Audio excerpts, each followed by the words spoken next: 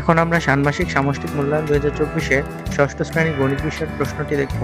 এখানে প্রকল্পের নাম আমাদের স্কুল কত সবুজ। এখানে কিছু লেখা আছে, এই লেখাগুলো তোমরা পড়ে নিবা।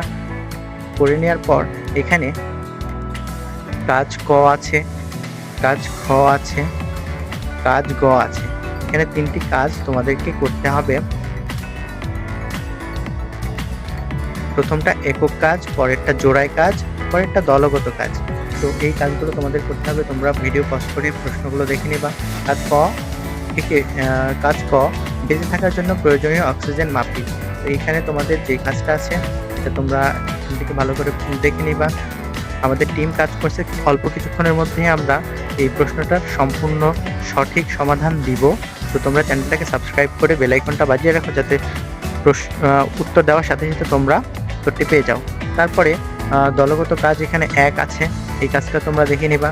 1-এর দেখো কয়েকটা আবার সাব ডিভিশন আছে, এগুলো তোমরা এখানে দেখে নিবা ভিডিও পজ করে। তারপরে একক কাজ আছে, আমার পরিবারের জন্য অক্সিজেন হিসাব করি।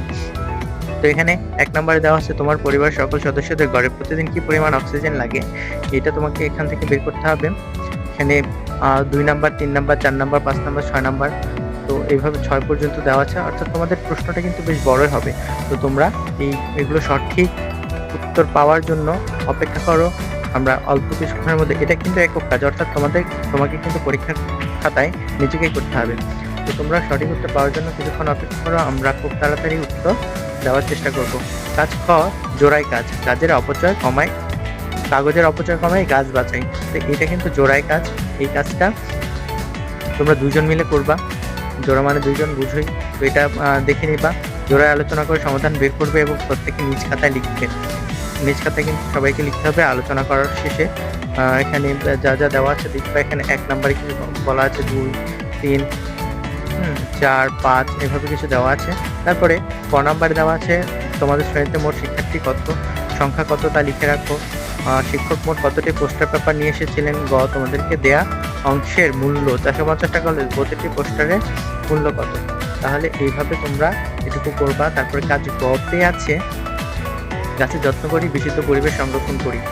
দলগত কাজ 2, এই কাজটা কিন্তু তোমাদেরকে দলে দলে করতে হবে। গাছ রোপণ পরিকল্পনা, এখানে তোমরা এগুলো দেখে রাখবা।